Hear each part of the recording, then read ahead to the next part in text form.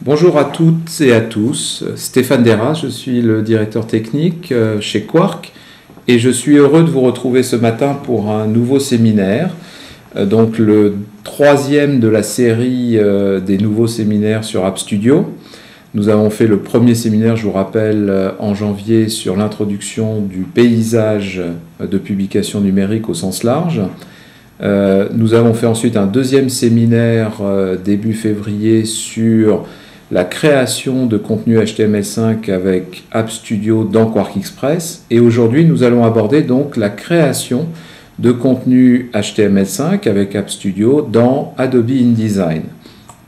Donc nous n'avons que quelques diapositives à vous présenter d'abord sur App Studio au sens général, avant de consacrer la majeure partie de cette présentation à la démonstration et à la pratique d'App Studio dans InDesign.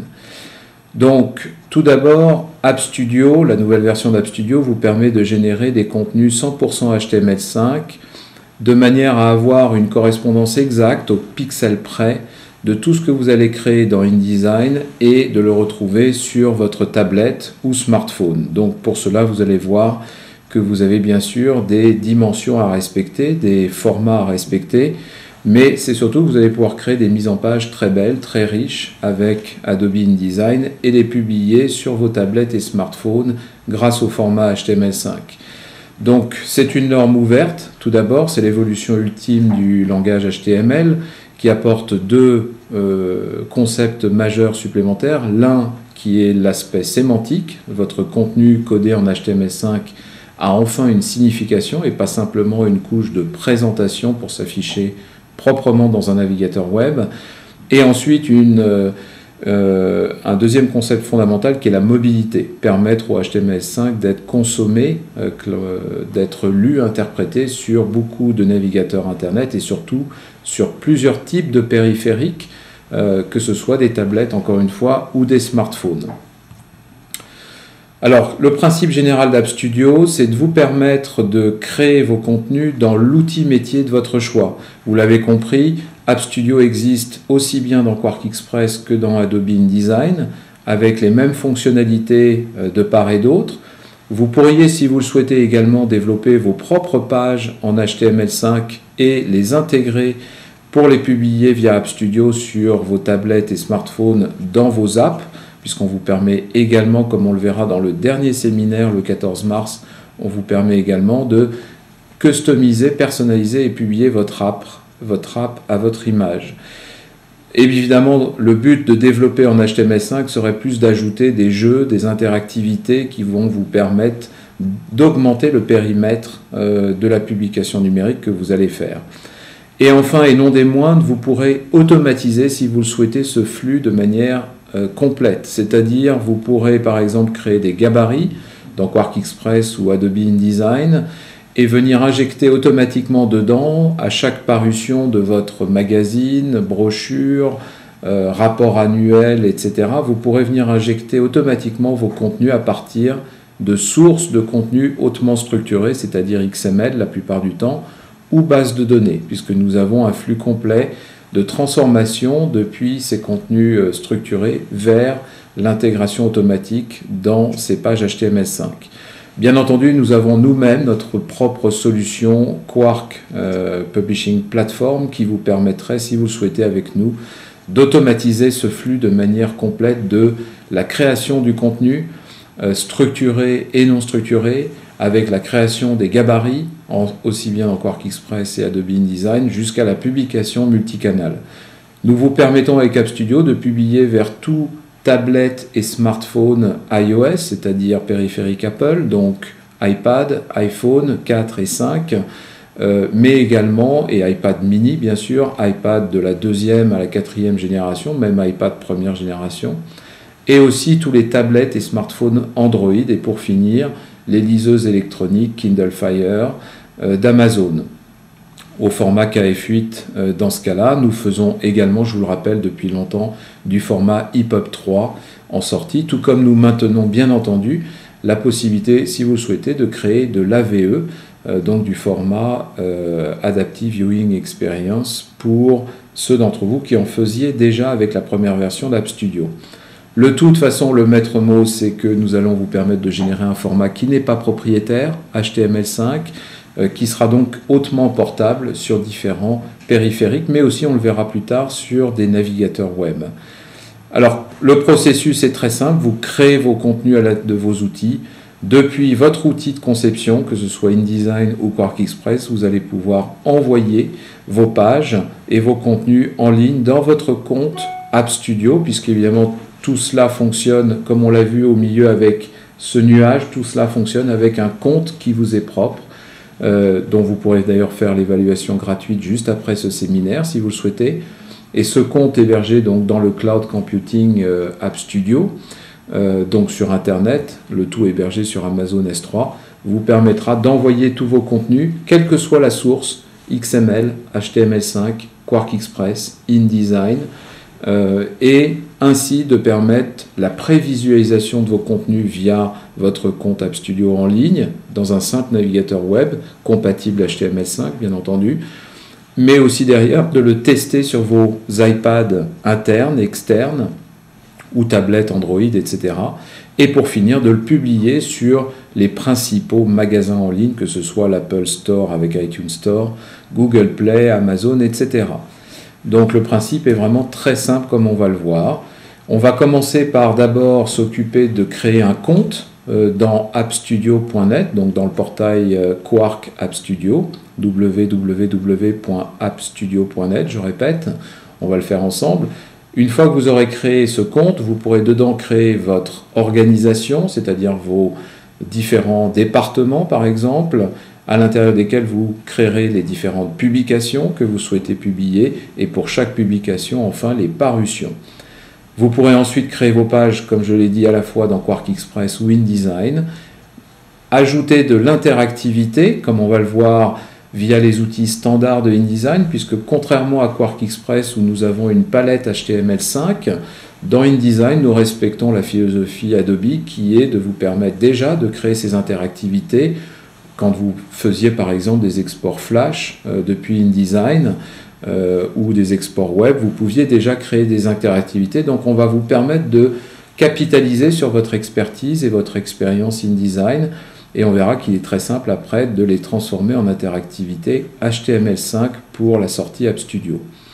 Dès que vous aurez fini donc de créer les contenus, de les enrichir, de mettre les interactivités, vous pourrez envoyer vos pages dans votre compte App Studio via la palette, par contre, qui est elle spécifique et nouvelle, qui s'appelle App Studio Exporter. Vous pourrez tester vos contenus dans le portail par un simple navigateur web et enfin les tester sur votre iPad. La troisième étape qui formera le contenu du dernier séminaire de cette série, qui arrivera le 14 mars, on verra ensemble comment créer une app personnalisée, la publier, la commercialiser sur, par exemple, l'App Store. Au niveau tarification, vous retrouverez de toute façon toutes ces informations sur le site www.appstudio.net. La tarification est très simple. Nous avons un petit peu moins d'options pour InDesign que pour QuarkXPress, comme vous l'aviez déjà peut-être remarqué. Mais l'idée très simple, c'est de vous permettre de créer rapidement une app dans laquelle vous aurez une publication multi-parution, ce qu'on appelle un kiosque donc, dans lequel vous pourrez publier autant de fois que vous le souhaitez votre contenu à destination iOS, donc périphérique Apple, iPad, iPhone, mais aussi les smartphones Android, les tablettes Android et les liseuses de type Kindle Fire. Si vous le souhaitez, si vous êtes dans la presse, vous pourrez même intégrer via nos API App Studio la liaison avec vos bases de données abonnées pour permettre par exemple de faire des bundles, donc des packages qui permettraient par exemple à des abonnés papier de bénéficier automatiquement de la version numérique. Dans ce montant de 429 € par mois, vous avez bien sûr au minimum 2500 téléchargements disponibles par mois, puisqu'en fait vous pouvez publier autant de fois que vous le souhaitez dans le mois. Ce n'est plus un modèle comme l'ancien modèle App Studio par parution, mais un modèle de plus en plus classique et traditionnel par téléchargement. Pourquoi? Parce que nous hébergeons vos contenus publiés, les contenus HTML5, et nous avons donc nous aussi des coûts à amortir côté Amazon S3. Et donc, vous, ça vous coûtera 429 € par mois pour avoir une app kiosque à votre image, avec autant de parutions et 2500 téléchargements par mois. Et bien sûr, tout type de périphérique de sortie. Si bien entendu, vous souhaitez faire plus de téléchargements, vous ne serez jamais bloqué, vous ne bloquerez d'ailleurs jamais vos clients pour pouvoir télécharger vos parutions, et nous vous facturerons le supplément, sachant que nous avons des bundles, c'est-à-dire des tranches tarifaires suivant le nombre de downloads que vous faites. Si bien entendu vous sortez, comme j'allais dire, des clous et que vous voulez une application plus personnalisée, avec de l'automatisation par exemple, ces fameux flux XML dont je parlais tout à l'heure, mais également des fonctionnalités spécifiques dans l'app, des interactivités spécifiques dans le format HTML5 de sortie, l'intégration avec vos systèmes d'information ou avec notre solution Quark Entreprise. Si vous souhaitez faire aussi de l'hébergement vous-même de vos contenus HTML5 et ne plus avoir à payer un montant par mois qui varie suivant le nombre de téléchargements, très utile dans le cadre de déploiement par exemple de parutions et apps internes d'entreprise, nous avons, je vous le rassure, une option d'auto-hébergement, self-hosting, qui vous permet d'héberger complètement le format HTML5 chez vous ou sur vos serveurs d'hébergement et de contrôler ainsi complètement la distribution numérique de votre format HTML5, ce qu'on appelle les fameux réseaux CDN, Content Delivery Network. Donc vous avez ces options-là. Malheureusement, comme tous les cas de figure et tous les cas clients sont différents, nous vous demandons juste de nous contacter et nous vous répondrons très rapidement sur une cotation spécifique ou déjà pour vous éclairer sur les possibilités par rapport à vos besoins spécifiques. Voilà, on va commencer tout de suite maintenant la démonstration. Il nous reste un peu plus de 40 minutes, même presque 50 minutes, mais j'aimerais garder les dernières minutes pour des questions-réponses que vous aurez certainement. Maintenant, on va faire que de la démonstration sur comment publier avec App Studio vers tablette et smartphone. Et là, aujourd'hui, on va donc faire cela depuis Adobe InDesign. Avant de rentrer dans InDesign, il y a une étape fondamentale, évidemment, qui consiste d'abord à créer votre compte sur appstudio.net. Donc vous aurez juste à aller sur l'adresse appstudio.net, ici comme nous le voyons en haut. Donc vous prenez n'importe quel navigateur du marché, vous allez sur appstudio.net. Vous pourrez faire une évaluation gratuite ici en cliquant donc sur cet endroit-là.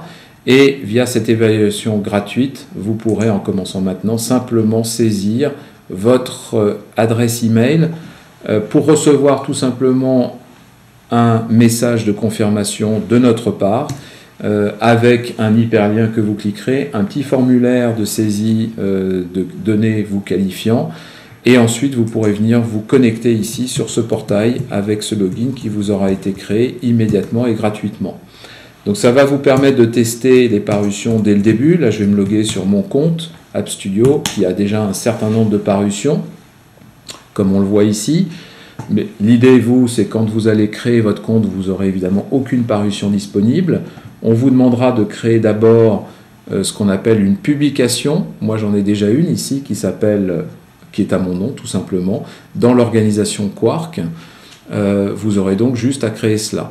Alors, ces paramètres-là, vous pourrez toujours revenir derrière les modifier, comme par exemple ici, dans l'onglet Paramètres. Vous voyez que vous avez un certain nombre d'onglets en haut.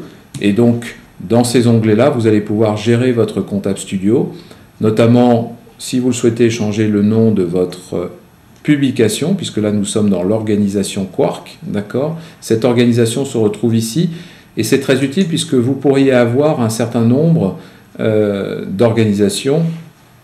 Je vais même augmenter un petit peu. Voilà, je vais augmenter un petit peu ce cercle pour que vous voyez bien. Mais vous pourriez avoir un certain nombre de départements que vous pourriez gérer à partir de ce compte App Studio. Donc c'est vraiment un espace collaboratif qui va vous permettre de gérer non seulement vos publications, parutions, mais également au sein de votre organisation, différents départements. Ce qui est important aussi ici, c'est la région, puisque nous sommes donc sur une solution de cloud computing hébergée sur Amazon S3. Elle sera importante par rapport à l'endroit où sera hébergé votre package HTML5, puisque vous aurez différentes régions disponibles.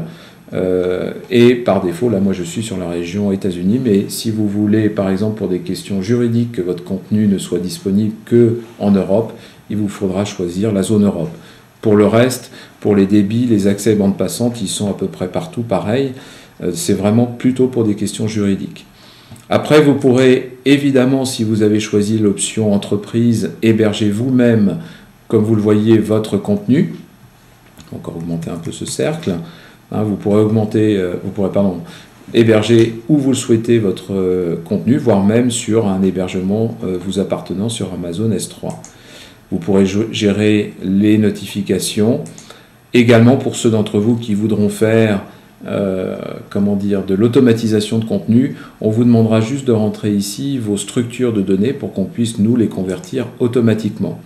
Et enfin, vous allez créer tout simplement votre rubricage. Si vous avez des magazines, ça correspond aux rubriques du magazine, mais ça peut être aussi des chapitres, des parties de vos documentations avec des codes couleurs. Voilà, donc ça va vous permettre de codifier un petit peu votre compte.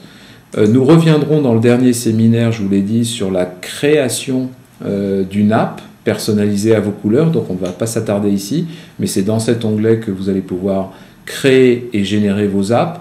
Et enfin, dans l'onglet utilisateur, vous allez pouvoir inviter d'autres utilisateurs de votre équipe à venir contribuer au contenu, puisque si vous invitez un utilisateur, on va prendre par exemple le designer chez nous, par exemple, je vais pouvoir lui attribuer un rôle par exemple de création. Alors que si au contraire j'allais chercher un testeur chez nous, je lui donnerai uniquement un rôle de testeur. Quand vous êtes en création, vous pouvez rajouter autant de contenu que vous le souhaitez, les modifier. En rôle testeur, vous ne pouvez que les tester sur vos tablettes et smartphones. Vous ne pouvez en aucun cas modifier les contenus. Et enfin, l'administrateur a bien entendu tous les droits, y compris créer des utilisateurs ou pas. Donc ça, c'est très intéressant parce que vous allez vraiment pouvoir gérer des équipes internes de production numérique ou encore mieux, inviter vos clients via cette interface, puisqu'on pourrait très bien imaginer ici inviter un client à qui vous êtes pour lequel vous êtes en train de créer une app et un contenu, lui envoyer un mail ici, lui donner un rôle bien sûr simplement de testeur, d'accord? Donc là ce serait un client sur son adresse à lui, société.com, peu importe, d'accord? Et il recevra automatiquement un email qui lui donnera un accès à votre compte App Studio, mais uniquement pour pouvoir tester et lire les contenus. Et a priori, il le fera uniquement depuis son tablette iPad. Donc ça, c'est un moyen très efficace pour quand même vous permettre de créer des contenus et les faire tester par vos clients, par exemple. Voilà, on va revenir à nos parutions. La première fois, vous allez bien sûr créer une parution, ici, en lui donnant un titre, sous-titre, une date limite. Ici également les sorties possibles de cette parution, si c'est du Kindle Fire, de l'iOS, de l'Android, une description rapide et comme je vous l'ai dit, une date d'expiration si tant est que vous en ayez une. Une fois que vous avez créé une parution, vous la verrez s'afficher ici dans cette liste de parutions vous appartenant dans votre organisation.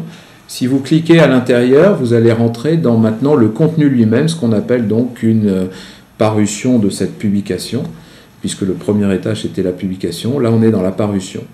Et on vous explique que là, voilà, il n'y a encore rien dans ce contenu. On va le créer ensemble dans ce séminaire. Je vous ai montré l'autre fois comment le créer à partir de QuarkXpress. Je vous rappelle que ce séminaire est disponible en replay sur notre site quark.com et sur YouTube également. Là, aujourd'hui, on va le faire en InDesign et on pourrait même venir alimenter avec des pages de publicité au format PDF ou HTML5 si vous voulez des publicités interactives. Alors, ce qui est intéressant, c'est que depuis cette interface, si vous cliquez sur InDesign, on va vous amener directement vers la page d'assistance et de documentation d'App Studio, vers laquelle vous allez vous diriger tout simplement ici, vous voyez en haut, pour vous permettre de télécharger l'extension gratuite App Studio Exporter pour votre InDesign. Donc vous allez automatiquement sur cette page-là. Si vous n'y allez pas par le biais que nous avons utilisé, vous pouvez à tout moment revenir vers le site appstudio.net, cliquer en haut ici sur Assistance, et dans Assistance, vous allez retrouver toute la documentation, ici dans l'onglet Documentation, puisque c'est là où vous pourrez aussi déposer des tickets quand vous avez des problèmes. Et vous avez ici la totalité pour démarrer. Par exemple, ici, depuis InDesign, vous pouvez rentrer et on retrouve cette page comme tout à l'heure, avec une arborescence. C'est assez intéressant de s'y attarder parce que non seulement vous aurez la page Download où vous pourrez ici télécharger donc l'extension pour InDesign gratuitement et tester dès la fin de ce séminaire ce que je suis en train de vous présenter. Vous retrouverez aussi à cet endroit-là les différentes capacités de création, par exemple le tracking analytique avec les balises qu'on vous renvoie via Google Analytics, mais aussi les différentes possibilités, voire limitations. Si on parle souvent des typographies, on y reviendra dans une seconde, mais on vous liste ici par exemple tout ce qui est supporté en matière d'attributs sur la typographie et également la liste des polices également supportées sur iOS. Donc c'est un site extrêmement important qui vous permettra de télécharger les contenus. Ce qui est intéressant aussi, c'est que si je reviens donc au début, sur cette première page, voilà, là vous allez pouvoir aussi retrouver les gabarits de tests que nous allons utiliser. Donc si je clique à cet endroit-là, non seulement vous pouvez télécharger l'extension pour InDesign, mais également tout le guide que je vais utiliser en démonstration pour faire vos premiers tests à partir d'exemples. Donc vous aurez un zip avec, avec le fichier InDesign, ces pièces jointes, c'est-à-dire les images et les polices utilisées dans ce séminaire-là. Donc je vous encourage vraiment à vous attarder sur App Studio, le site d'assistance et l'onglet documentation. D'accord? Voilà. Et vous pouvez démarrer tout ça avec une évaluation gratuite, comme je l'ai dit. Donc pour l'instant, nous n'avons rien. Nous allons maintenant regarder comment créer du contenu à partir d'InDesign. Donc j'ai InDesign qui est lancé ici. Cela fonctionne App Studio à partir d'InDesign CS5, ça marche avec la 5.5 et comme vous le voyez à l'écran, avec bien entendu la dernière version, la version 6. Alors si vous voulez créer un nouveau document pour iPad par exemple, à partir d'InDesign et App Studio, encore une fois, vous allez utiliser les méthodes standards que vous connaissez dans InDesign pour créer ces documents et ajouter des interactivités. Sachant que le but n'est pas cette fois-ci de faire un export Flash, mais de faire un export HTML5 complet à partir d'App Studio. Donc si vous créez par exemple, vous voulez créer une nouvelle parution pour iPad, eh bien dans InDesign, vous aviez déjà la possibilité ici de choisir le Digital Publishing comme cible, d'accord ? Où vous avez déjà prédéfini ici des formats pour iPhone, iPad, Kindle Fire et Android 10 pouces par exemple. Vous allez retrouver ces formats à cet endroit-là. On va zoomer ici un petit peu, puisque je vais faire une petite modification par rapport au format par défaut apporté par l'iPad et surtout par InDesign. C'est qu'ici, je vais lui enlever 20 pixels sur la hauteur, tout simplement parce que nous ajoutons une barre de système d'exploitation de l'application que vous verrez dans quelques minutes sur l'iPad, donc qui représente 20 pixels. Donc je vais retirer ces 20 pixels sur la hauteur de page. Tout comme au niveau des marges, je vais ici lui indiquer 44 pixels en haut, puisque la barre d'outils est en haut, et 35 en bas, puisque par contre en bas on a une barre d'état qui nous permettra de naviguer dans un chemin de fer plus petite que la barre d'OS. Par contre, sur les côtés, nul besoin de marge, donc on peut retirer et mettre 0 pixels. Pardon. Et j'avais oublié de cliquer sur le bouton de déchaînage, donc voilà, je le fais et je mets 44 35 00. Voilà, vous cliquez sur OK. Ça vous permet ici de créer un premier document au format paysage. Comme vous savez, sur un iPad, vous allez pouvoir aussi faire un format portrait, par exemple. Pour cela, la méthode est très simple. Vous pouvez créer un nouveau master basé, par exemple, sur le premier que vous venez de créer. Si ce n'est que là, cette fois-ci, on va être en landscape, donc en horizontal. Excusez-moi, c'est bien celui-ci que je voulais. La largeur, donc, je peux utiliser, comme je vous l'ai dit tout à l'heure, toute la largeur. Pas besoin d'enlever 20 pixels. Et bien entendu, j'aurais pu utiliser des presets que j'aurais prédéfinis pour éviter de le faire à la main. Par contre, au niveau hauteur, les 1024 ne tiendront pas. Je dois enlever 20 pixels, donc je me passe à 1004 pixels. Voilà. Et là, j'ai donc créé un nouveau master pour la partie portrait qui me suffit de venir glisser, déposer dans le plan de montage d'InDesign. Donc voilà comment on pourrait commencer tout simplement sa publication. J'ai donc ici 2 pages, une horizontale, une portrait, prête pour l'export sur iPad, dans laquelle je peux faire la mise en page et les contenus qui me semblent bons. Vous pourriez aussi très bien utiliser, si vous avez la CS6, puisque c'est apparu en CS6, les mises en page alternatives, et dans ce cas-là, mettre dans l'onglet suivant, comme ici par exemple, je vais remettre ma taille de page proprement, voilà, je la recrée, mais version cette fois-ci alternative, elle va s'appeler horizontale, verticale, pardon, j'ai du mal ce matin à vous trouver, et dans ce cas-là, plutôt que d'utiliser donc ce que j'ai fait tout à l'heure, on va utiliser voilà, une orientation ici horizontale. Je vais splitter l'écran en 2. Vous auriez donc par exemple l'orientation horizontale à gauche et à droite l'orientation verticale. Voilà. Donc là on retrouve ce qu'on a aussi dans Quark Express, cette possibilité d'avoir différents formats et mises en page pour les différentes orientations, puisque je vous le rappelle, vous allez dessiner une mise en page au pixel près telle qu'elle va apparaître sur l'iPad ou le tablette Android. Donc ça c'est pour la création.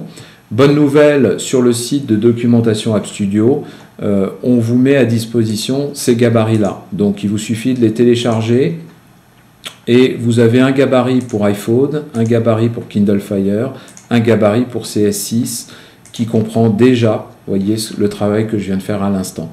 Donc vous pouvez démarrer de ces gabarits-là. On va les fermer puisque là maintenant on va travailler sur, bien entendu, des documents que j'ai déjà préparés pour aller plus vite. Voilà, je vais fermer tous ces gabarits-là, je vais garder celui-là. Et on va passer maintenant à un contenu qui est existant.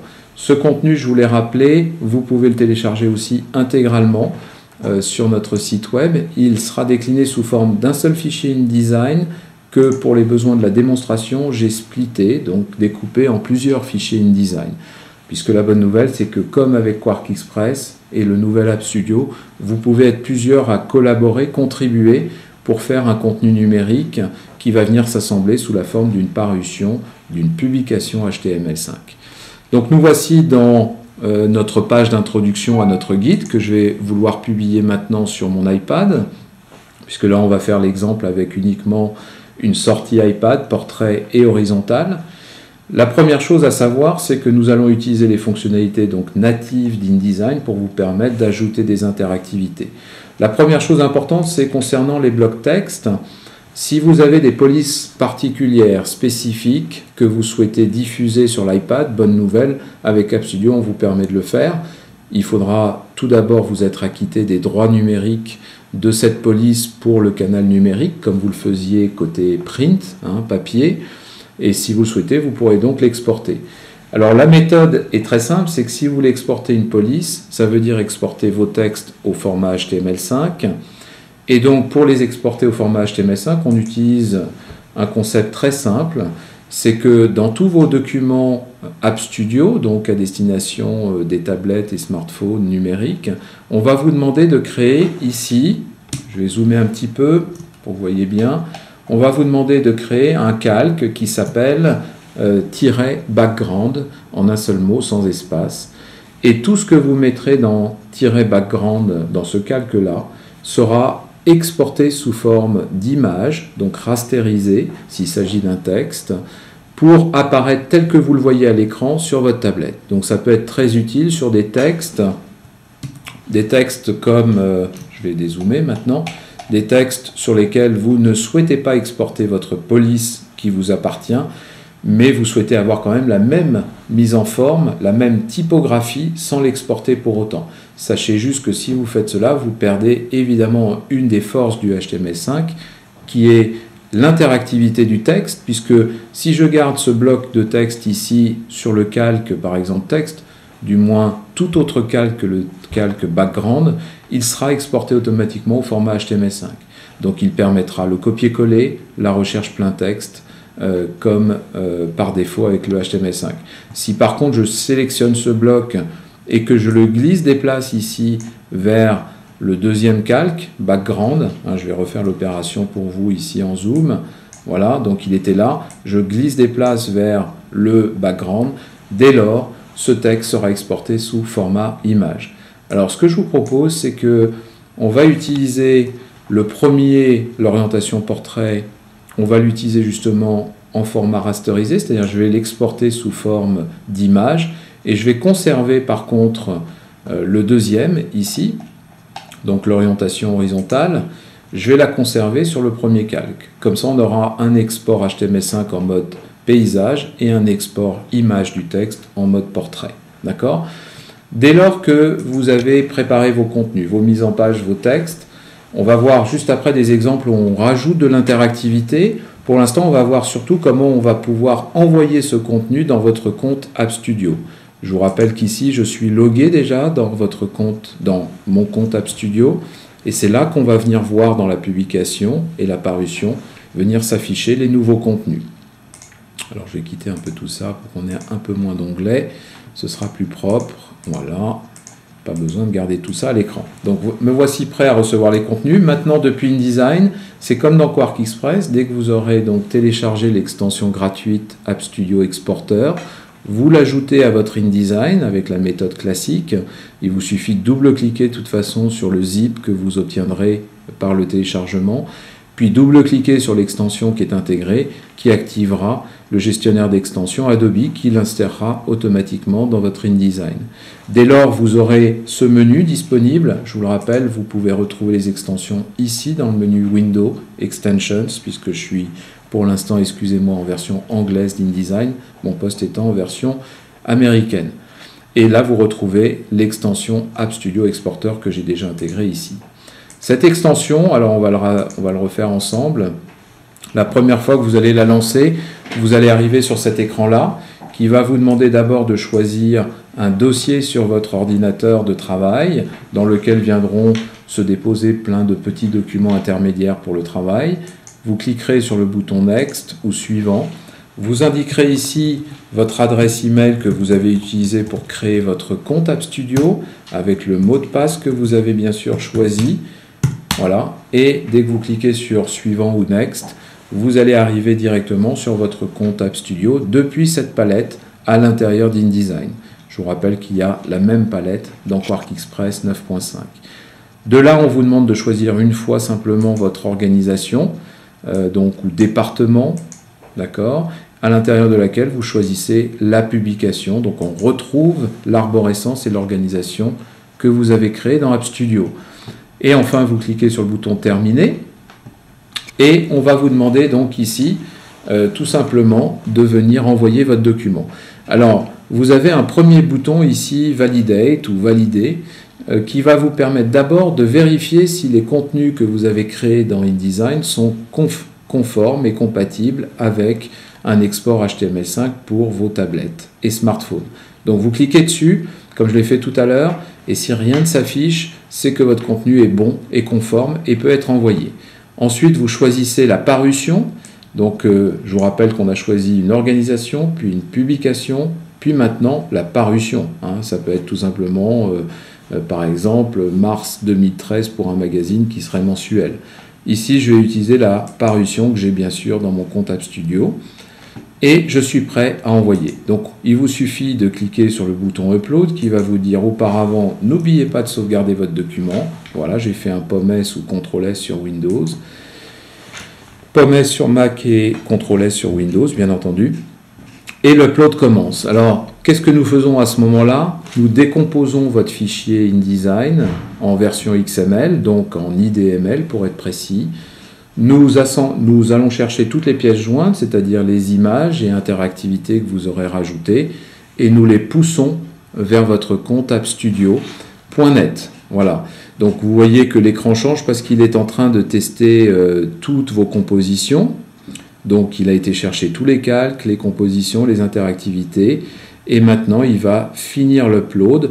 Donc nous n'envoyons pas évidemment à chaque fois tout le contenu, seulement la première fois. Donc si je fais une modification après dans ce document-là, nous n'en verrons que les différences. Si vous supprimez une image, nous supprimerons l'image de votre compte App Studio. Si vous rajoutez une image, nous uploaderons, donc nous rajouterons cette image dans votre compte App Studio. Et bien sûr, le fichier InDesign sera redécomposé une nouvelle fois et envoyé sous format XML dans votre compte. Tout ça est bien sûr transparent. Je vous explique un petit peu la plomberie et comment ça fonctionne. On voit maintenant ici que l'export est complete. Je vais vous faire un zoom pour que vous voyez bien, parce que c'est vrai que j'ai un écran qui me fait une grande résolution, donc ça fait des petits caractères. Voilà, je vais dézoomer de nouveau, enlever le zoom, et on va aller voir maintenant ce qui se passe dans notre compte App Studio. Donc, sans rien faire, si vous restez ici à l'écran, sans toucher votre souris ni faire un refresh, automatiquement, votre nouvelle page ou votre nouveau document va arriver dans votre compte App Studio, avec tout d'abord l'affichage d'une vignette, puis ce qu'on appelle un processus de compilation qui va consister à transformer tous vos contenus en HTML5 pour pouvoir être tout d'abord prévisualisé dans cette interface-là, c'est-à-dire via votre navigateur web. Il faudra dans ce cas-là bien sûr utiliser un navigateur web compatible HTML5. Donc je vous rappelle qu'ils le sont tous quasiment à plus ou moins de degrés, sauf un qui est Internet Explorer de Microsoft qui sera compatible HTML5 seulement dans sa nouvelle version qui arrive cette année, à savoir IE10. Pour l'instant, vous ne pourrez pas tester, prévisualiser vos contenus HTML5 dans Internet Explorer. Par contre, tout autre navigateur comme Chrome, Firefox, Apple Safari vous permettront de tester. Si vous voulez, vous pouvez aussi accélérer le processus en faisant un refresh. Alors j'espère que j'ai choisi la bonne parution. Je crois que je me suis trompé de parution et c'est pour ça qu'on ne le voit pas arriver. Donc ce n'est pas grave. Ici en fait, j'ai pas choisi la bonne. C'était voilà le Enrichment Guide InDesign. Donc on va refaire le plot très rapidement. En fait, je l'ai envoyé dans une autre parution. Ce sera mon petit effet démo. Si ça s'arrête là, ce sera bien. Voilà, j'envoie tout le contenu de nouveau vers mon compte. Je vais de nouveau zoomer pour que vous voyez ce qui se passe. Vous voyez bien l'export IDML, c'est-à-dire XML à partir de la page. On génère les prévisualisations de page et on va envoyer aussi les images qui sont nécessaires avec ce document, avec un test, comme je vous l'ai dit, sur chaque élément de la mise en page. Voilà, dès qu'on aura marqué export complete ou export terminé en version française, voilà, ça ce sont les images qui sont envoyées après les extractions des contenus et des mises en page. Vous voyez, export complete, ça veut dire que maintenant, si je retourne vers mon navigateur, on devrait voir ici apparaître la fameuse vignette. Voilà, donc c'est parce que je n'étais pas dans la bonne parution. Donc voilà, le package HTML5 est en cours de production maintenant à partir de vos éléments. On voit cette roue qui clignote tant que évidemment ce contenu n'est pas encore transformé en HTML5. Dès lors que vous obtenez ici la petite coche verte, c'est que votre contenu est conforme, déjà transformé en HTML5. Si vous naviguez avec votre souris sur cette icône, vous verrez trois icônes. La première vous permettra, si vous le souhaitez, de modifier les métadonnées qui vont avec votre document. C'est là où vous pourriez choisir aussi de dire qu'il s'agit d'un article, c'est-à-dire d'un contenu, ou plutôt d'une publicité, si on parle de la presse. Vous pouvez lui donner ici un autre nom. Donc par exemple, on pourrait dire IDD, User Guide, par exemple. Une description plus complète, App Studio, User Guide. Et c'est ce qu'on appelle un contenu exemple, sample content par exemple. Vous pourriez donner les noms des auteurs et choisir ici la rubrique que vous avez créée. Par exemple, business ici. Mettre des balises pour la recherche sur Internet ou la recherche à l'intérieur de l'app, etc. La connexion avec vos réseaux sociaux, tout ça c'est quand on veut le faire manuellement. Bien sûr, tout ça peut être totalement automatisé quand on parle de flux entreprise. Vous voyez ici tout de suite les deux vignettes, portrait horizontal, qui correspondent à votre mise en page. Je clique sur enregistrer, tout simplement pour me permettre d'attribuer ici au moins la rubrique et le nouveau titre à ma page. Voilà. On voit la rubrique qui apparaît ici sous forme colorée, business en vert, le nouveau titre de mon document. La deuxième icône ici vous permet, et c'est là où ça devient intéressant, de prévisualiser votre contenu qui là pour l'instant n'a aucune interactivité bien sûr, depuis votre navigateur web, aussi bien en version paysage qu'en version portrait. Voilà, donc on retrouve mes deux mises en page intégralement. Je peux revenir en cliquant sur ici la parution sur le chemin de fer. C'est un quasi chemin de fer, si ce n'est qu'on vous montre uniquement ici la vignette de la première page du document. Ça vous permet donc encore une fois de collaborer à plusieurs pour faire une parution, mais on ne montrera ici que la vignette du premier document. Il faudra rentrer à l'intérieur soit en prévisu, soit en modification des données qualifiantes pour voir l'ensemble des vignettes. Enfin, la dernière icône vous permet de régénérer le HTML5 juste au cas où la première génération n'aurait pas fonctionné et que vous ne voyez pas cette coche verte. Il vous suffit de cliquer ici et ça régénérera le HTML5. Une fois que vous avez fait ça, vous avez 3 boutons en haut à droite qui vous permettent de retrouver ces petites fonctions mais sur l'ensemble de la parution et surtout de tester sur iPad, c'est-à-dire de voir ce que va donner ce contenu sur iPad. On va le tester juste après avec un peu plus d'interactivité, mais voilà quel est le processus global. Donc si je reviens à mon document, je vais vous prendre un deuxième document un peu plus intéressant cette fois-ci, avec une première interactivité qu'on appellera diaporama ou slideshow en anglais. Là, j'ai mes 2 espaces, portrait horizontal, dans lesquels je vais créer ici sur cette fenêtre, sur ce bloc image, un diaporama. La façon de travailler dans InDesign consistera à aller dans votre menu Windows, utiliser le menu interactive, et ici d'aller choisir tout simplement quelque chose qui existe déjà dans InDesign, c'est-à-dire les Object States qui vous permettent de superposer plusieurs images dans un bloc et donc de faire ainsi plusieurs états pour le contenu d'un bloc. Donc j'ai déjà ici cette palette qui est prête. Donc si je clique ici, en fait j'ai tout simplement saisi plusieurs images dans cet Object State. Et vous voyez qu'on peut bien sûr refaire le placement, la taille ou le cropping de chaque image par rapport au bloc concerné. La seule chose qu'on vous demande, c'est d'utiliser pour faire un diaporama les Object States et de donner ici, alors je vais zoomer là aussi pour que vous voyez bien, et de lui donner en tant qu'objet le nom Slideshow.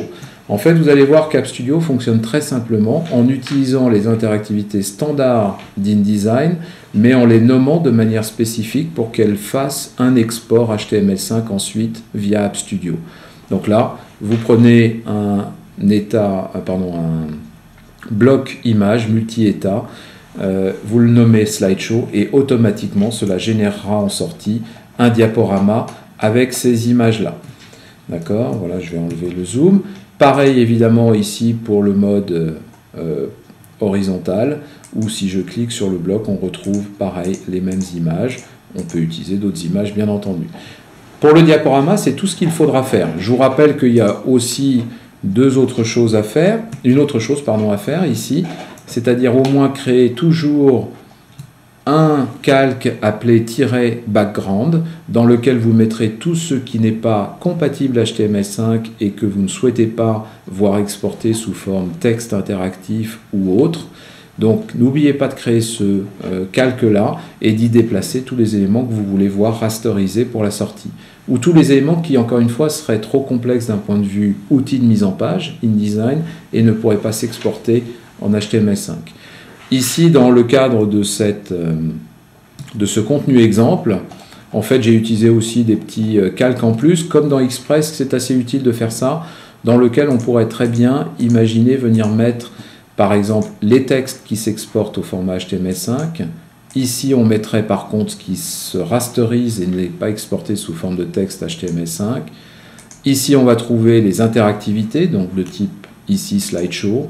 Et enfin, les boutons, puisque je vais même vous montrer une deuxième interactivité, que sont les pop-up, avec donc la possibilité, comme on va le voir, de cliquer sur un bouton et de faire apparaître une fenêtre en superposition qu'on appellera pop-up.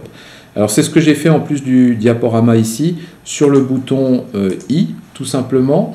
Vous pouvez utiliser encore une fois l'interactivité standard InDesign, bouton et formulaire, ici, et dire, voilà, sur action sur le bouton, encore une fois je vais zoomer sinon on ne voit pas grand chose, voilà, j'ai créé donc un bouton qui va tout simplement aller vers une URL, cette URL, voilà comment il faudra ici la nommer, c'est-à-dire layer pour dire va sur le calque intitulé pop-up 1.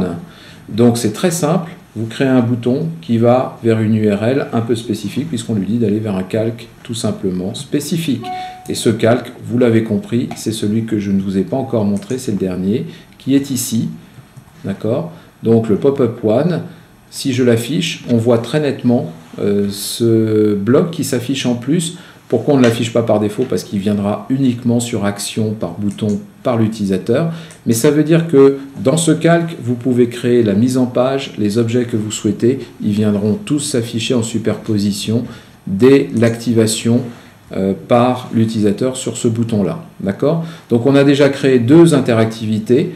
Après, vous avez compris le processus. Vous allez vers votre palette App Studio Exporter, vous validez, puis vous uploadez. Avant d'uploader, n'oubliez pas de faire un POM-S ou CTRL-S pour sauvegarder votre document.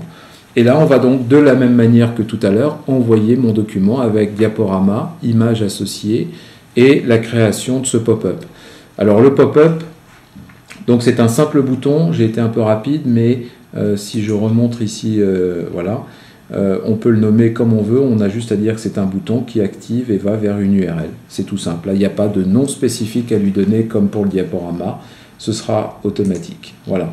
Donc là encore une fois, le document est intégralement testé. Si je rouvre ma palette, je vais attendre le Export Complete, qui est juste après les liserés bleus et blancs en général. Et après, bien sûr, l'export des images. Voilà, l'export est terminé. Si je vais encore une fois dans mon compte, on devrait voir arriver la nouvelle page qui va me permettre de tester un peu plus, cette fois-ci, d'interactivité dans mon navigateur web et de commencer à vous montrer comment on pourrait l'exporter vers mon iPad de test que j'ai ici sur mon bureau. Voilà, la page est en cours de formation en HTML5. La coche verte est là, tant mieux. Je vais juste lui attribuer une autre rubrique pour qu'on voit bien les différents codes couleurs s'afficher dans mon chemin de fer. Et je vais tester donc la parution. Pour ça, je vais sur le bouton en haut. On voit la première page. Je vais sur la deuxième page. Et là, on va voir donc s'afficher mon diaporama que je peux activer, comme vous le voyez, avec ma souris à l'écran. Aussi bien dans sa version paysage que sa version, bien sûr, portrait. Voilà, donc je vais attendre l'affichage. Comme vous le voyez, donc l'interactivité se joue intégralement, sans aucun plugin, sans aucun ajout dans votre navigateur web. Il faut que je clique sur la bonne page, pardon. Voilà, donc même chose en mode paysage, puisque là j'étais en mode portrait juste avant. Vous vous souvenez que j'ai mis également un pop-up sur ce bouton I. Si je clique dessus, voilà le pop-up qui vient s'afficher. J'ai fait un bloc très simple, mais ça aurait pu être n'importe quelle création dans ce calque qui vienne s'afficher avec une bascule ou une croix pour le fermer. Pareil, en version portrait, encore une fois, pour vous montrer des interactivités de base. Je vais cliquer ici sur le bouton I et faire afficher donc mon pop-up et l'effacer automatiquement. Voilà comment on a pu donc générer un contenu, créer un contenu dans InDesign, l'exporter dans votre compte App Studio. Maintenant, on va aller voir comment on peut le tester, puisque c'est assez intéressant de le tester sur l'iPad. Alors, pendant que je vais le tester sur l'iPad, je vais quand même lui envoyer plusieurs pages, puisque vous avez compris que j'ai un certain nombre d'interactivités déjà présentes. Je vais vous les montrer rapidement. Par exemple, ici, l'audio-vidéo. Audio-vidéo, c'est très simple. On va utiliser l'interactivité média d'InDesign. Donc, si par exemple, sur ce bloc en haut noir, je clique dessus, eh bien, je vais ici tout simplement afficher la palette média des interactivités que j'ai déjà ici dans ma palette empilée ici. Eh bien, vous allez retrouver les éléments que j'ai déjà mis. Donc ici, par exemple, il s'agit d'une musique. Pardon, une vidéo, excusez-moi. Voilà, donc vous avez simplement importé une vidéo depuis votre disque dur, depuis votre serveur. N'oubliez pas évidemment d'importer des formats en termes audio et vidéo compatibles avec le périphérique de sortie que vous choisissez, iPad ou Android. Donc M4V ou MP4 par exemple pour iOS. Ici en bas, j'ai par contre mis sur ce bouton Play Audio, j'ai mis un simple fichier MP3, donc un audio. Voilà. On voit également que les options qui sont ici, qui étaient, je vous le rappelle, prévues pour faire de l'interactivité au départ Flash, vont être également très utiles pour l'interactivité sur iPad ou Android, puisque si je cliquais ici, ça ferait quitter la musique quand on passe à la page suivante. Là, je vais faire exprès de la laisser tourner en arrière-plan. Et voilà donc comment on ajoute très simplement audio et vidéo sur des boutons à partir de votre maquette InDesign. J'ai aussi rajouté pas mal de pop-up ici. Pourquoi ce fichier est intéressant? C'est parce qu'il vous montre comment démarrer avec les interactivités de base, mais il vous explique également comment les faire, puisque chaque pop-up vous explique comment créer l'interactivité en question. Je vais envoyer comme tout à l'heure, après un pommes. Voilà. Alors voilà ce que je voulais vous montrer. Vous pouvez avoir bien sûr des warnings, bouton orange, ou des points bloquants, parfois bouton rouge qui s'affichent, qui vous permettent de prendre des mesures. Là, c'est juste pour dire qu'il va y avoir une agrégation de blocs, puisque j'ai groupé les blocs, et ici, peut-être une image qui manque sur cette interactivité. Ça aurait été bien d'en mettre une plutôt que de laisser le bloc tout noir. D'accord? Donc, des petits warnings, mais qui ne vous empêchent pas de tester et d'envoyer vers votre compte App Studio ces deux pages d'interactivité. Donc ça, c'est très utile pour tester avant d'envoyer vers votre compte App Studio. Voilà, donc là, j'envoie la page audio-vidéo. C'est une tâche qui se déroule en arrière-plan. Hein, donc dès que je retrouve le contrôle de ma souris, voilà, je peux fermer cette palette et vous montrer un autre fichier pendant que le premier export est en cours de complétion. Donc là, on voit la génération, on va voir l'upload juste après. Là, ça me permet de vous montrer quand même rapidement un autre type d'interactivité très utile que nous appelons les hotspots. On a vu les pop-up, les hotspots sont différents, c'est la possibilité de faire afficher des contenus différents à des endroits déjà existants de la mise en page. Par exemple, ici, on veut que sur cette animation, quand je vais venir cliquer sur le bouton I correspondant à la planète en question, par exemple ici la planète Terre, et bien ça en fait c'est un bouton qui va m'envoyer vers un autre état de l'objet qui est ici. Donc ça c'est un bloc texte multi-état, donc via Object States en fait j'ai plusieurs versions de mon contenu. Et la seule chose que j'ai à dire, c'est que quand je vais cliquer sur le bouton Terre, je vais vers l'objet numéro 2 qui contient évidemment le contenu pour la Terre. D'accord? Et c'est donc ce que j'ai fait ici, puisque je reviens sur le bouton I qui est au-dessus de la Terre. C'est un bouton qui m'envoie bien vers le hotspot, le contenu numéro 2 de ce hotspot-là, qui est un object state, je vous l'ai montré à l'instant. Donc ça, c'est très commode pour afficher différents contenus, mais dans une mise en page existante, avec donc de la variabilité grâce aux object states. Donc encore une fois, vous retrouvez ces instructions-là dans les pop-up qui vont s'afficher dans quelques secondes quand on va le lire sur l'iPad. Alors, si l'autre est terminé, il l'est. Je peux donc envoyer cette nouvelle page. Pareil, pommes, validation d'abord. Là, ça va. Et je fais un upload. D'accord? Donc, vous avez compris le principe. Donc, on va déjà voir ce que nous avons dans notre compte App Studio. On a vu arriver donc la première page où il n'y avait pas grand-chose, même rien à part des contenus texte-image. La deuxième avec un diaporama et un pop-up. La troisième avec un fichier audio et un fichier vidéo. Je vais lui attribuer elle aussi, par exemple, une nouvelle rubrique. Voilà, pour qu'on ait des codes couleurs sympathiques qui s'affichent. Voilà, dans notre chemin de fer. Voilà, ça s'affiche à l'écran.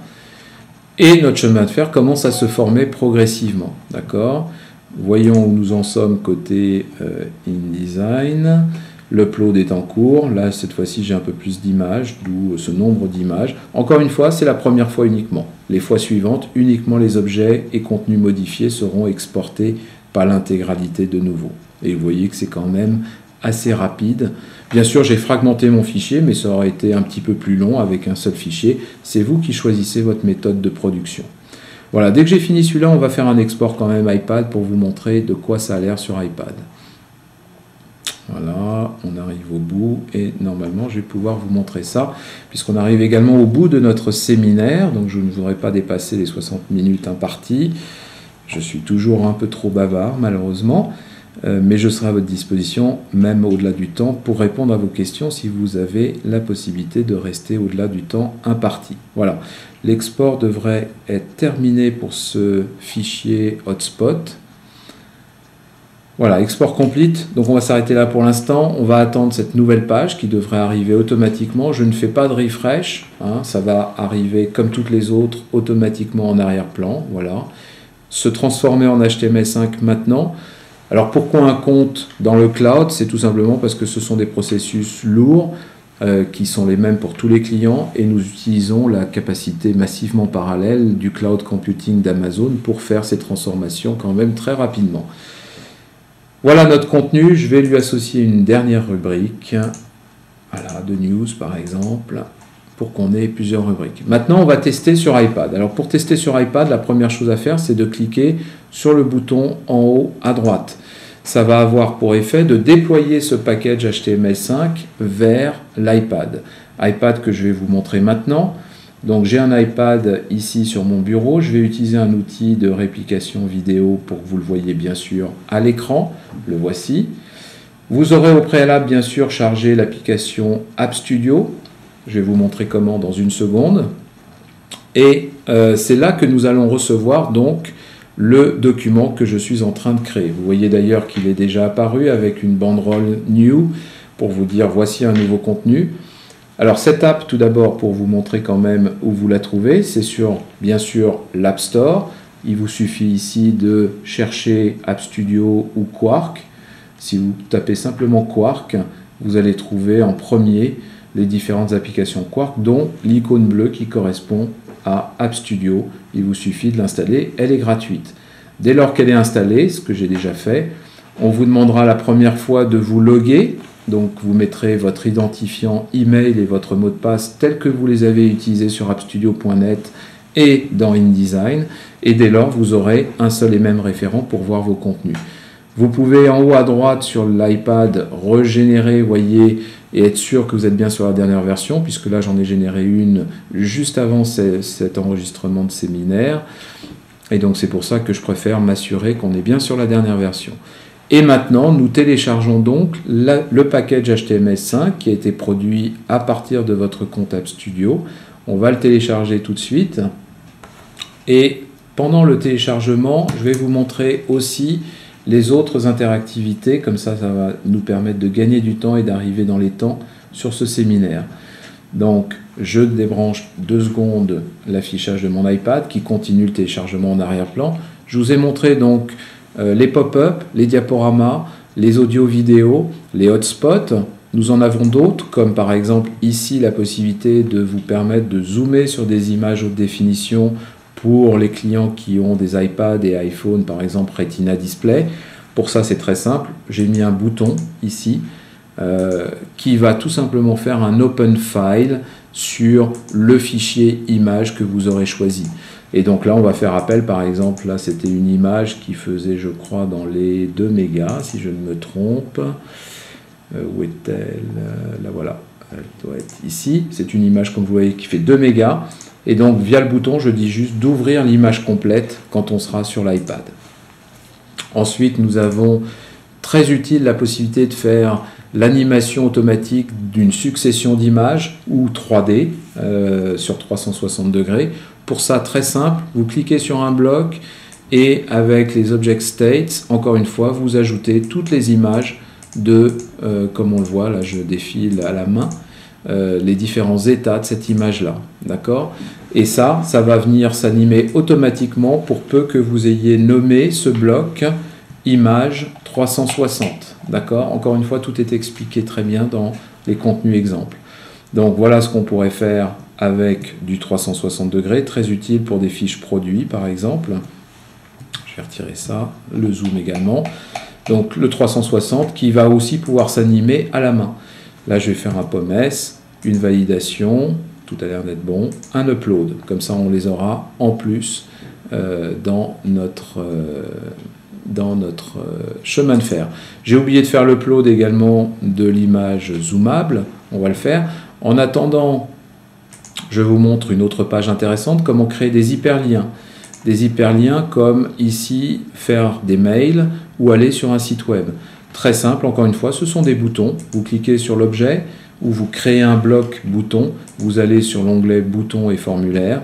Et là, vous voyez que j'ai tout simplement dit Go to URL. Et dans le... Alors, excusez-moi, ça c'est l'autre qui a fini d'être envoyé. Je vais revenir à mon bouton d'hyperlien, voilà. Et donc là, en fait, tout ce que j'ai eu à faire, c'est, encore une fois, lui dire mail to, puisque c'est une URL, avec l'adresse email par défaut, le sujet par défaut. Si par contre je vais ici sur le bouton web, c'est un bouton également Go to URL, mais directement l'adresse HTTP du site web. Très simple, vous créez ces boutons, pas besoin de mettre des noms particuliers, juste un Go to URL standard comme vous le feriez dans InDesign. Donc si je reviens ici à mon zoomable image, comme l'export est complete, je vais pouvoir envoyer cette image zoomable. On va d'ailleurs voir que comme je l'ai envoyé dans le mauvais ordre, puisque normalement celle-ci était ma 5e page et non la 6e comme je viens de l'envoyer, on va voir que grâce au chemin de fer qui est dans App Studio, on peut également changer l'ordre des pages sans avoir à changer de nouveau les liens, les hyperliens entre les pages. Voilà, donc là c'est en cours de génération. Je vous ai parlé donc juste après des hyperliens. Et pour finir, quelque chose de très intéressant, le page flip ou recto verso en français, qui vous permet ici par exemple, simplement en plaçant votre mise en page sur, alors là je vais zoomer un peu, sur un certain nombre de calques. En fait, il vous suffit de placer vos objets de mise en page sur les calques front face, front face, pour qu'ils apparaissent quand vous êtes au recto de votre page, et sur backface, backface, quand vous faites un verso. On va voir comment ça s'anime. Très simplement, en fait, je dézoome, voilà. Ici, j'anime ce recto verso en cliquant sur ce bouton-là. Ben, ce bouton, c'est encore une fois un bouton interactif qui me fait un Go to URL dans lequel vous aurez mis simplement ici cette information-là. Voilà, je vais zoomer encore une dernière fois. J'espère que vous n'avez pas mal au cœur. Et voilà, j'ai juste mis un Go to URL flip / card. C'est uniquement notre manière à nous de dire comment transformer ce bouton en bouton recto verso, et ensuite vous mettez tous les objets, comme je l'ai dit, sur les différents calques. Vous voyez que là j'ai plusieurs contenus qui vont s'afficher quand je serai en mode recto ou verso. Voilà comment on fait un page flip. De nouveau, l'export étant complete, je vais pouvoir envoyer celui-ci après un POMS. Comme ça, on aura quelque chose d'assez complet à visualiser sur l'iPad, et je vais m'arrêter là. Voilà. On va regarder côté compte App Studio une dernière fois ce qui se passe. Je vous rappelle que le zoomable image, normalement, était quelque chose qui venait avant les 360 et avant même avant le 360. Ben, je peux prendre la page ici et la glisser, déplacer très simplement au milieu des deux autres. Et vous voyez qu'à ce moment-là, je modifie le chemin de fer. Je vais lui attribuer une rubrique, comme à la nouvelle page que nous venons d'ailleurs d'envoyer sur les 360, ce qui va me permettre de bien découper toutes les mises en page. Voilà. Donc là, j'ai tout simplement permis de modifier l'ordre des pages via mon compte App Studio. Et j'ai la dernière qui va arriver, le page flip, que j'aimerais bien vous montrer parce que c'est vraiment une fonctionnalité unique et majeure sur notre offre App Studio comme interactivité qui est rarement disponible sur les autres solutions de publication numérique, y compris par exemple la possibilité de jouer une musique de fond en arrière-plan. Donc on va terminer par maintenant l'export directement. J'attends la dernière page, voilà, qui arrive, qui est très intéressante, vous allez le voir sur l'iPad, et nous aurons terminé ce séminaire puisque nous avons terminé malheureusement le temps qui nous était imparti. Voilà, je transforme cette dernière page automatiquement, bien sûr, en HTML5. Je vais lui attribuer, maintenant qu'elle est compilée proprement, une dernière rubrique. Ça tombe bien, j'en ai pas plus. La rubrique sport, par exemple. Oula, c'est de ma faute. J'ai fait quelque chose qu'il ne fallait pas. J'ai affiché le code source de la page. Donc on revient là. Voilà, je fais enregistrer. Voilà, et donc on a notre chemin de fer qui est prêt. Je vais faire une dernière fois le bouton tester pour packager maintenant cette parution HTML5 et l'envoyer vers mon iPad. Pendant que c'est en cours, je vais réactiver mon iPad pour vous montrer le résultat final. Donc je vais réactiver la recopie vidéo. Voilà. Pendant que la compilation, l'envoi par contre, le déploiement du package HTML5 se déroule en arrière-plan. Voilà. Donc vous retrouvez mon application. Moi, de mon côté, je vais regarder quand même où en est l'export. Il a l'air d'être terminé. Donc, soit j'attends que ça se rafraîchisse automatiquement dans l'application, soit je lui demande explicitement de rafraîchir.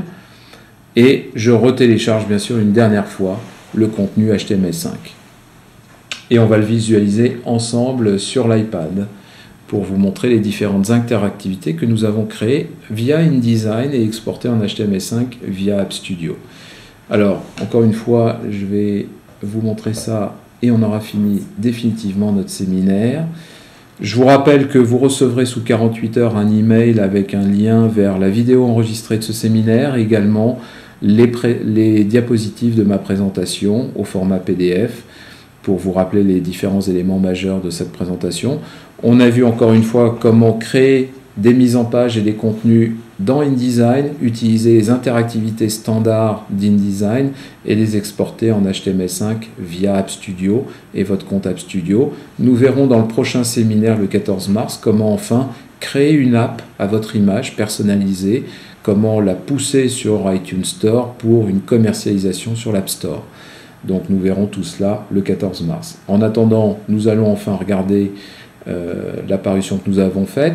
Je vous rappelle que via votre onglet appstudio.net dans votre navigateur web, vous pouvez inviter d'autres testeurs après avoir testé vous-même votre contenu et tester, encore une fois, permettre à vos clients, si vous êtes en agence par exemple, à vos clients de tester vos contenus depuis leur iPad en simplement les invitant sur votre interface d'administration. Je vais cliquer sur le bouton View maintenant pour voir enfin notre contenu animé sur un iPad. On retrouve les deux barres dont je vous ai parlé en haut, la barre OS qui vous donne un certain nombre de fonctionnalités, on va y revenir, la barre ici de navigation en bas qui vous donne le chemin de fer, avec, on le voit bien, le différent rubricage en code couleur.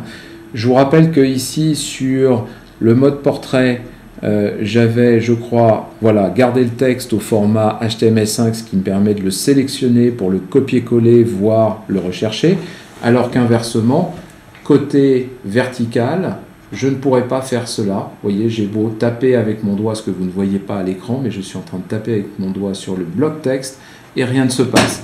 Donc j'ai bien exporté en mode paysage, au mode HTML5 et en mode portrait en image de mon bloc texte. Si je vais à la suite, on va trouver ici le diaporama que j'ai déjà vu en prévisualisation dans le navigateur. Sur le bouton I, on va afficher le pop-up en surimpression. Voilà, donc mes interactivités fonctionnent bien. La vidéo en haut à droite qui va s'afficher dans le bloc qui m'était imparti, avec un peu de musique au passage. La possibilité de passer en plein écran, bien entendu. Voilà. Et quand on a terminé, de revenir à sa parution. Également, je vous avais parlé en bas à gauche du bouton haut-parleur qui me permet de jouer une musique qui ne va pas s'arrêter quand je vais passer à la page suivante. Pour preuve, je passe à la page suivante et elle reste en arrière-plan. Très utile pour faire des musiques d'ambiance sur votre application ou des voix off. Si vous voulez l'arrêter, vous avez un contrôle dans la barre d'OS en haut qui vous permet d'avancer, stopper, aller au prochain morceau, etc. Donc très utile encore une fois pour des musiques d'ambiance. Ça, ce sont les fameux hotspots. Si je clique sur le bouton I qui est au-dessus de la Terre, vous allez voir s'afficher le texte qui correspond à la Terre, ou enfin celui de Jupiter, en cliquant sur le bouton I proche de Jupiter, avec à chaque fois des pop-up qui vous expliquent comment effectuer ces interactivités dans InDesign et pareil dans QuarkXPress. D'accord ? Donc, vous retrouvez tout ça bien sûr en version portrait, je ne vais pas vous les faire. Là, c'est l'ouverture de l'image en Retina Display. Bon, ce n'est pas une très belle image, mais qui me permet d'aller voir tous les détails de mon image, alors qu'ici, elle est croppée. Ici, on va retrouver l'animation 360 qui se joue toute seule ou qui me permet de la jouer. Moi, j'utilise mon doigt ici pour la jouer à la main. D'accord ? Donc, très sympathique. On peut aussi avoir de la géolocalisation pour afficher sur une carte, etc. Ici, on va trouver le fameux page flip, la dernière interactivité que j'ai faite. En cliquant sur le bouton rotation, je vais passer au verso et de nouveau au recto en cliquant sur le bouton. C'est très utile pour ajouter ce que j'appelle la troisième dimension. On avait déjà, vous le savez, la possibilité sur un chemin de fer d'avoir une dimension horizontale qui est votre chemin de fer. Ensuite, d'avoir dans les rubriques des pages en verticale pour la navigation. Vous pouvez en plus rajouter maintenant une troisième dimension pour le recto-verso, très utile pour des catalogues produits, fiches produits, etc. Toutes les icônes en haut sont actives automatiquement à toute app que vous allez créer, comme par exemple, bien sûr, ici, la partie recherche plein texte, puisque l'avantage d'App Studio, c'est qu'il vous permet d'exporter vos textes au format HTML5. Et là, il a trouvé bien sûr la page qui correspond à mon diaporama et il vous les met en surbrillance ici comme vous le voyez. Donc on a cette recherche plein texte qui est fondamentale puisque là vous redonnez le pouvoir à l'utilisateur de retrouver vos parutions, vos documents par rapport à des recherches plein texte. Il y a la possibilité de faire des bookmarks, de prendre des notes, ce sont toutes les autres icônes, d'accéder directement à l'aide en ligne. Je ne vais pas vous les montrer maintenant, on n'a plus le temps et j'ai déjà dépassé. On retrouve une autre forme du chemin de fer. Voilà pour cette petite démonstration d'App Studio dans InDesign. Je vais couper l'iPad, revenir pour conclure à mes dernières diapositives. Mais on a terminé de toute façon, on a fait la démonstration. Les interactivités, je ne vous les ai pas toutes montrées. On a du scrolling, c'est-à-dire du défilement, de la géolocalisation, etc. Donc vous pouvez bien sûr retrouver toutes ces informations sur le site appstudio.net, sur quark.com. Je vous encourage à aller avec votre iPad, si vous en avez un, sur le site appstudio.net dans l'onglet clients. On vous met des hyperliens qui vous permettent de charger les apps de nos clients qui ont déjà été bien awardés. Vous pouvez m'écrire sur sdras@quark.com, sur nos entrées Facebook et Twitter également. On sera heureux de rentrer en contact avec vous pour vos cas particuliers, vos besoins particuliers. Voilà, j'en ai terminé pour ce séminaire et nous allons maintenant passer aux questions-réponses pour ceux d'entre vous, et je vous en remercie, qui avaient eu la patience de rester un petit peu plus longtemps.